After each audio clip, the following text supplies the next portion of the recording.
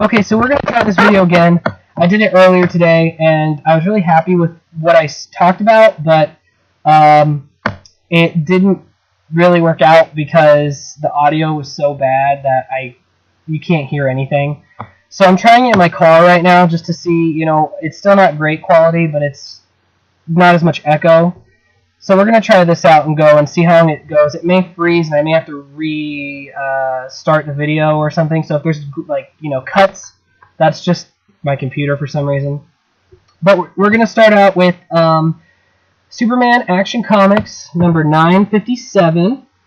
They are renumbering these books for Action Comics and Detective Comics to their real numbers to kind of fit with the legacy that they're trying to build.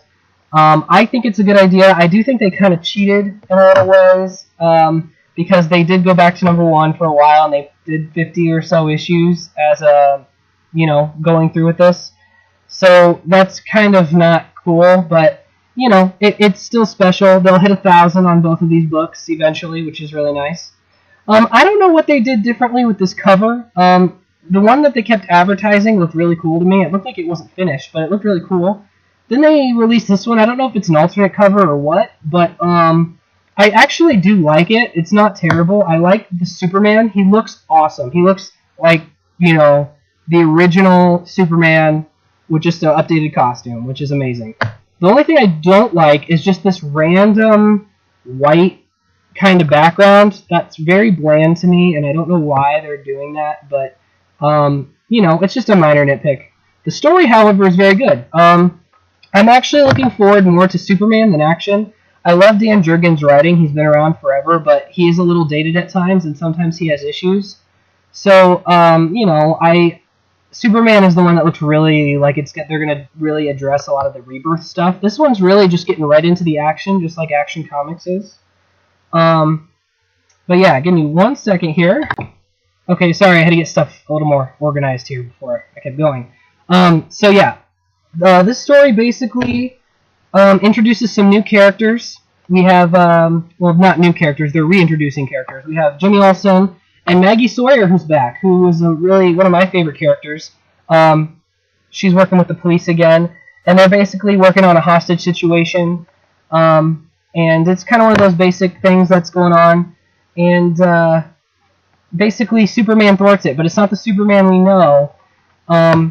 It's actually Lex Luthor, and he's in this mech kind of suit, kind of like his suit he's had in the past when he fights Superman, except for it has the Superman shield, and it has the Superman cape.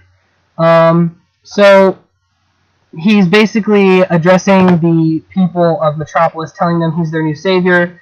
Since the New 52 Superman has died, he will be taking over the mantle, and he's going to try to respect him, which instantly the next page flashes to Upstate, where the pre-New 52 Clark, Lois, and their son, Jonathan, are moving. And they're moving into, upstate Metropolis, I would assume. And basically, I read a little bit of I read the first issue of Lois and Clark, and then I haven't been able to pick up the other ones yet. I'll probably pick up the rest in trade. So I'm kind of knowledgeable of what's going on with this. But Jonathan knows he's growing superpowers. He knows that Clark was once Superman, and he, helped people. And they're basically just trying to make him a normal person. They're really trying to make sure he's growing up correctly, and he is being, a good person, and he's able to use his powers when he needs them, but not all the time as a crutch. And basically, Clark sees on the news that Lex Luthor has, the Superman symbol and the cape, and he's going to be the new Superman, and he knows better, because he knows more about Lex than this New 52 Superman even did. And he puts on his new costume, and he takes off, and you get this nice shot that's reminiscent of the John Byrne Man of Steel miniseries that started off the new post-crisis Superman, which is the same guy here. And so that's a cool shot. Basically, they find out that the people who robbed this, I think it was the bank, they didn't know what they were doing. They were just kind of told. They were given orders. And there's always this mysterious guy that's around that's kind of pulling the strings. I think it's Mr. Oz that they mention in Rebirth. But they don't say much about it yet. Lex is addressing the people and talking about, how he's going to help everyone. And that's when somebody reveals themselves, and that is Superman. And Lex instantly doesn't believe it's Superman because the first thing that tips him off is, you're much more mature than you seem to know, be very confident. And I think that's really funny because that's kind of how Superman should be. And it's kind of like in Back to the Future Part 2, where Marty is going to help his son and prevent him from... He's helping his son to help prevent him from not doing this thing that Biff wants him to do, which will break the law. And he throws him over the counter, his son, and the real Marty, his actual father, appears and looks just like him, but he looks much tougher and much more confident. It reminds me of that in this book. And basically Superman isn't, going to sit here and let him, do this, Lex do this, because he doesn't have any faith in Lex or trust in Lex. And Jonathan and Lois are watching it on TV, and he's asking questions. Jonathan's really confused about, what's going on, and it breaks out into a fight with Superman and Lex. Lex doesn't believe Superman, and Superman doesn't trust Lex. And the one thing I'm really worried about with this book is we've already had so much confusion with Superman right now, with the new 52 Superman, pre-52 Superman, all the multiple Loises, who's Superman, who's real Superman, who's died, and they just added another because Clark Kent, while this battle is happening, appears, and no one knows. Even Lois and Jonathan don't know on the TV who is being Clark Kent. So we don't know what's going on yet. It could turn out to be something really minor and kind of cool. It might be how we get Clark Kent back and Superman and their identities not being revealed, because New 52 Clark, his identity's been revealed. So we're dealing with that. That might solve it, I'm not sure. But in the middle of the battle with Lex and Superman, it kind of has to stop early because we find out the people who were in charge of this whole hostage situation at the beginning, they were breaking out Doomsday, which Doomsday can be done really well or he can be done really wrong. And since Jurgens is on this, it could be done well, but they feel like they overused him recently, and I could see it being, a mess. But we'll see. It's a good way to start Action Comics with a lot of action, and with just going right into it. I'm hoping with Superman they kind of take a step back and make a new status quo with this, but we shall see. Next up is Detective Comics, issue 934. So these are both coming close to 1,000, which is really cool. This I'm really excited for. This book, I read it. I was more excited for Batman when it was first announced, all these titles, but this is actually, I think, going to be better than Batman, and I'll tell you why. Basically, this is a recruitment book. It starts out with Batman fighting Azrael, and Azrael is fighting for the Order of St. Dumas again, and Batman knows that John Paul Valley has been trying to reform himself, so he thinks it's really suspicious that all of a sudden he's back to being, kind of a criminal. And we have this really cool church cathedral shot of Batman after he defeats Azrael. And Batman finds this drone that is there watching him. And then we quickly cut to Batwoman, who I don't know much about. This is wonderful art, by the way. I don't know too much about her. I haven't followed her in the books much. I know kind of her backstory. I know she's military-based, her dad and stuff. I know, she is gay, which is cool. And she's basically going around fighting crime, and she meets up with Batman, or Batman meets up with her, and he's telling her that she's being watched, and all the vigilantes in Gotham are being watched. And he wants to put together a group so they know they're, aware of what's going on, and they want to be able to fight whatever this is. And, she kind of doesn't want to do it at first, but he kind of persuades her, and he admits to her, finally, that he is her cousin, which is interesting. I mean, we've had hints in the past that they're cousins, but Bruce has never really coped up to it. And he does at this point, which kind of sways her to help it. So they first go and meet up with Stephanie Brown, or other words, Spoiler, who's been going around, not spoiler alert, but that's her name, Spoiler, who's fighting some crime, and they each person they run into has a little description of who they are and what they do and where they're from. And she's meeting up with Tim Drake, who is my personal favorite Robin of all time. I like Damian a lot. I think he fits really well as Robin. I just was upset because, Dick Grayson has, the Nightwing persona, and, you have Damian as Robin. Tim Drake, he had Red Robin, but they couldn't... Sorry, my camera's just a mess. So basically, Tim Drake hasn't really had a place here. He's always kind of been... he's been Red Robin, but they didn't really know what to do with him after he was Robin. So they basically just gave him his original Robin costume, gave him 2 R's on his symbol for Red Robin, and then basically made him a second Robin, is what it sounds like to me. Just a little more independent, has his own thing going on, and so that's kind of where they're going with that. Next, we meet up with Cassandra Cain, who, as I understand, is the Real Manus is one of his favorite Batman characters. And I've been hearing recently that she doesn't have the same character as she used to. Some of her motivations and things are different. I don't know very well her character. I didn't read a lot of Batman when she was in it. But, if that's the case, that sucks. But I thought she was fine in this book. She has a nice costume. It's very similar to her old one. She seems like the silent killer type. So they move on to her, and they recruit her as well. And last, and the most probably surprising of the group, is Basil Karlo Clayface, who is first seen with people running out of a movie theater, and Batman and Batwoman go in, and he's basically sitting in the movie theater by himself, watching one of his old films, basically reminiscing about a time before he was this monster. And he basically tells Batman, I don't want to be this monster, but I just wanted to watch a time when I wasn't. And I want to enjoy a time where I looked good and I was up for an Oscar and things like that. And he says, you can arrest me whenever, you want, but I would like to just finish this. I'm not here to hurt anyone. I'm not here to scare anyone. I wanted those people to leave because it was loud, and I wanted to watch the movie.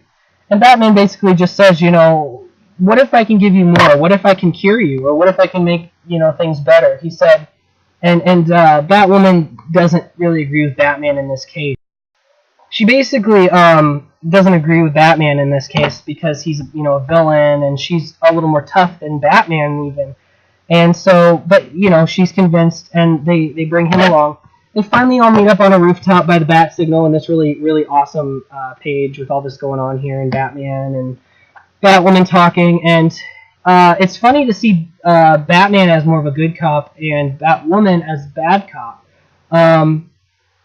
Because Batman, is usually a bad cop, usually the one that's, not agreeing with everything. But he really wants this, and he wants these people, and they basically say they're going to train them to be even better than they are now.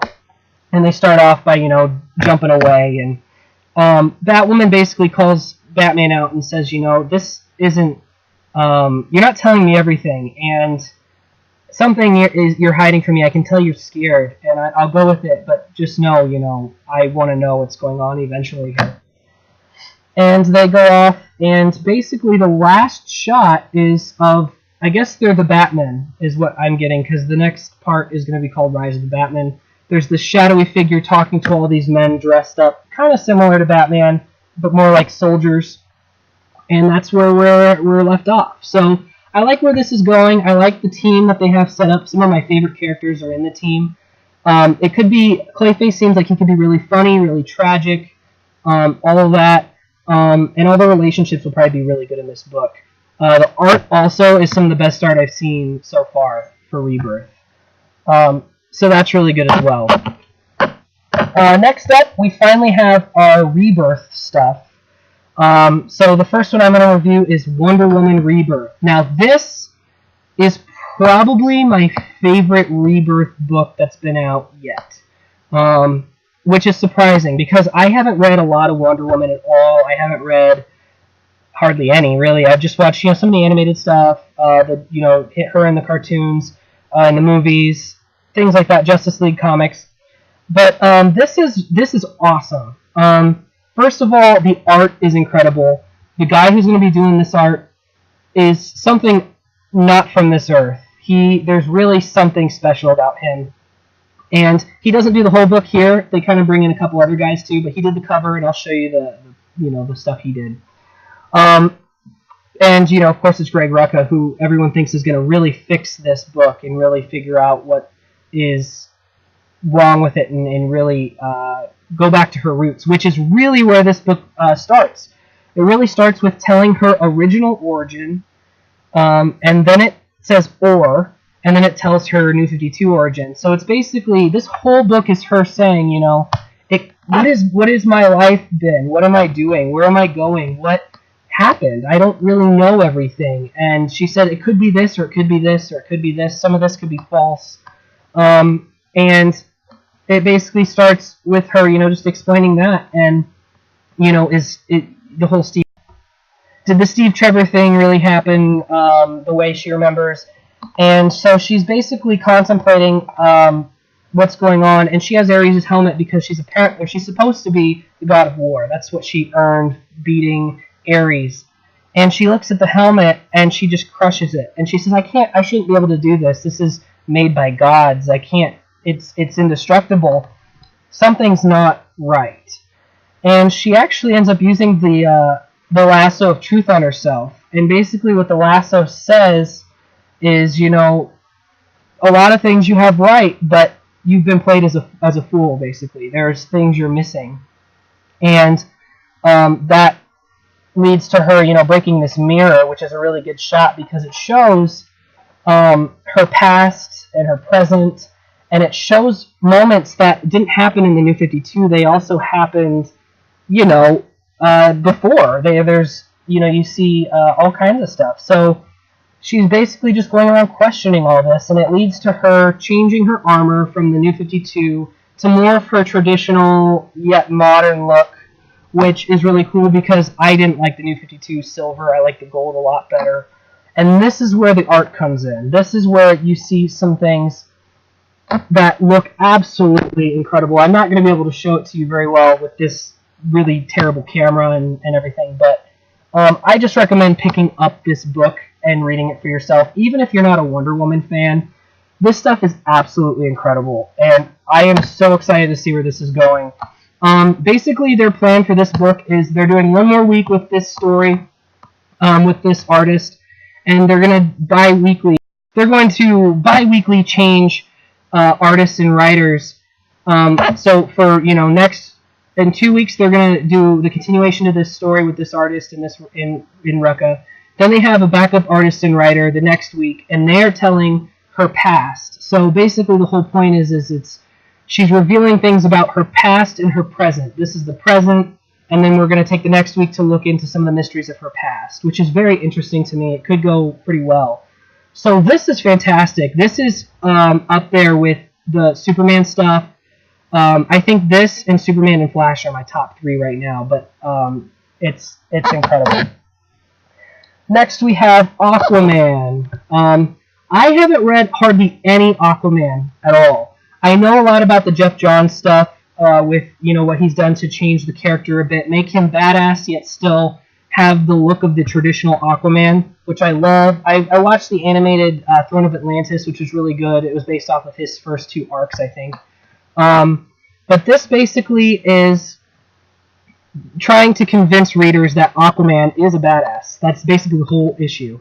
And I love that because it's basically this narration throughout where Aquaman is fighting an extremist from Atlantis who doesn't agree with his methods and with what he wants to do with Atlantis and with the people on land. Because as you know, he's from both areas. His dad was from the land, and he met the queen of Atlantis, and they had a baby. So he's from both, and he's a land dweller, and then he finds out he's actually royalty in Atlantis. So he's basically stopping this guy, and there's all this narration going on throughout where you don't know who it is, but they're basically talking about him and how people perceive him differently. People are mad at him in Atlantis because he's not paying enough attention to the people of Atlantis and working for the people of Atlantis. And then people are mad at him on land because they don't trust him and they think he's going to have this army from Atlantis come and take over the world. And so no one really is on his side here, besides Mira. Nobody really knows what his methods are, what he's planning to do. They mention, they have all these pictures of, these panelists on TV talking about, is he bad or is he good, all the bad things he's done, everything. And then they basically talk about they talk about how he's part of the Justice League, and basically how he can be anything the people need him to be. He would rather be known as a superhero than, be known as a bad guy. And that's what's so cool about him and Wonder Woman, is they're not superheroes, really. They're really just they're from different places, and they're part of royalty, and they're part of a whole nother part of the world where no one understands where their methods are from and everything. And so, but he would rather be known as a superhero to everyone than anything else. And then there's also, they dig at the whole fact that people just think, well, he talks to fish. He just has conversations with fish. That's so funny. And they mention, he doesn't really talk to fish. He has, he can use, his mind to kind of control what they do, but fish aren't smart enough to be able to hold conversations. He doesn't have like a friend, Steve, who's a trout, that he just talks to. He just can, persuade them with his mind, and he's kind of in control of them, but it's not like he sits and just like hangs out with fish and talks to them, which is funny. So they basically, break down the ideas that people think are goofy about the character and what is really what he's about. The other cool thing is he meets with Mira in a diner right outside, on a shoreline. So it kind of shows, he is a human, and he's, from the land as well, and he really cares about the people of the land. And they kind of have this nice discussion about how he feels bad because he feels that she doesn't agree with him, and he, she wants him to be more towards Atlantis and things, but that's not, she loves him, so she knows that that's what he wants, and she's there to support him. And we finally find out who's narrating, and it's really Black Manta, who's planning on killing Mira to get to Aquaman. So that's how the issue ends. So it's very interesting. I love where this is going. I think this is a better version of Man of Steel and Batman v Superman. They should use this character to tell the stories they've been telling for Superman, about how a man who's separated from different worlds, who is trying to find a balance between them and bring people together and unite them through peace. And with Man of Steel and Batman v Superman, it works with Superman, but it feels more organic when you use someone like Aquaman, because that's what he's all about. I mean, that's what his whole thing is he is from different, two different areas of the world, and he's trying to unite them with what powers he has. And so I take this as a better version of Man of Steel, and the ideas in that movie, and using them here and making them better. So this was fabulous. I loved this book, and I can't wait to see where it goes. Last book I have is Flash Rebirth. Now this, I would say, is if you want to look for a direct sequel to the actual Rebirth book, this is as close as you're going to get, because Rebirth was all about Flash and Wally and the Speed Force and things like that, and that's where you're going to find the rest of this. So it starts out with Barry Allen, and he's doing his CSI stuff, and basically the scene going on is this woman died, her son saw the whole thing, so it's very similar to Barry's origin, or Barry, when he was younger, what happened with his mom. And the detectives are really worried he's going to, be emotionally compromised throughout this entire thing, and they want to take him off this case. And he's trying to argue with them about that. But during this argument, he starts seeing these visions, which look like they're coming from the Speed Force. And he sees Wally West, and he sees the new villain, Godspeed. How badass of a villain name is that for Godspeed? So you see, a hint of that. And then you see Zoom, or aka Reverse Flash, and it basically leads to him talking about who he is and what he does. And he meets up with his father, and his father, asks him a question: why don't you investigate what this Speed Force thing is, and see the science behind it? And he reveals that between Cadmus, Argus, and Star Labs and Justice League, they say they will not do any research on it. and they don't really explain why. They may do that later, but there's an embargo as to why they refuse to do that. I think for Barry's safety and things. But it just kind of has him do a day in the life kind of situation, explain himself a little bit, reveal himself to the new readers a little more. And then we end up right where Rebirth leaves off, right where Barry runs into Wally, frees him from the Speed Force, and Wally explains what is going on to Barry.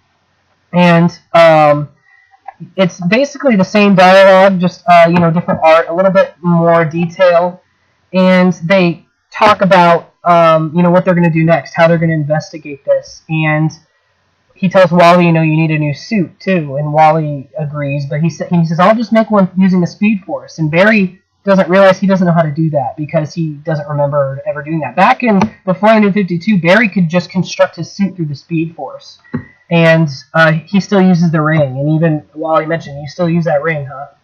And they run off, and you get this nice little shot, and they basically are talking about each other. Wally's saying, Barry saved me, and Barry's saying, I didn't save Wally. Wally saved me. He made me remember things, and it's kind of a little touching moment, kind of piggybacking off of what happened in Rebirth. And it ends with Wally meeting with Batman, who's investigating the Watchmen comedian Button, and they don't really talk about much. They don't really reveal much. They are just on the same level. Barry explains what's going on, and Batman and Barry make this agreement that they are not going to talk about this fully to everyone yet. They're going to investigate it together, and once they have more information, then they will reveal it to the rest of the Justice League and people like that. So it's basically hinting that we're going to wait on this for a little while. We're going to get hints here and there from things. We're going to get more and more information as it progresses, but now down the line in a few years, we'll get the story. So that's interesting. I'm glad they're not going to just jump right into it. I want to just see some characters, learn some things for a while. And it ends with the detectives talking about how they don't trust Barry really, and how he, can make mistakes being emotionally compromised. And you get this hint that Zoom is involved with this murder as well, and it's really going to lead to some more stuff. I'm excited for this book. I love The Flash. I've always loved The Flash. So I'm excited to see where else we're going with that. So that was the books for this week. I apologize if we kept cutting in and out there with the video because of my stupid video editing software. I would have to say, out of all these books, Wonder Woman wins out of these 5 books I read today or this week. Superman is right behind, and then they're all really close, though. I did not like any of these books. I was expecting to either drop Wonder Woman or Aquaman or one of the Batmans. So far, I still don't want to drop any of these books. All of these books I want to keep reading. I want to keep following up on. They all are intriguing me. I guarantee one of them will not be as successful and will kind of fall apart at the end or with the story or something, and I kind of will drop off of it. But as of right now, they are all doing really well. They are all impressing me. I'm having a lot of fun reading all of them. One other thing I wanted to mention before I take off here is every book this week has a nice little dedication to Darwin Cook. And if you don't know who Darwin Cook is, this is his art here. Everyone's talked about him in the comic book world right now. If you want any more information, you can Google it. But it's a really bad loss for the comic book community to lose him because he was really good at what he did. And with DC is much stronger with the books he wrote for them. And so, that's all the books for this week. Hope you enjoyed them. Let me know in the comments what your favorite book of this week was. If you didn't read a book, let me know what one you are looking forward to in upcoming weeks, or one you're thinking about picking up now that you've seen this video. I recommend all these books. If there's a character you like, this is a good time to jump on. So that's it for this video.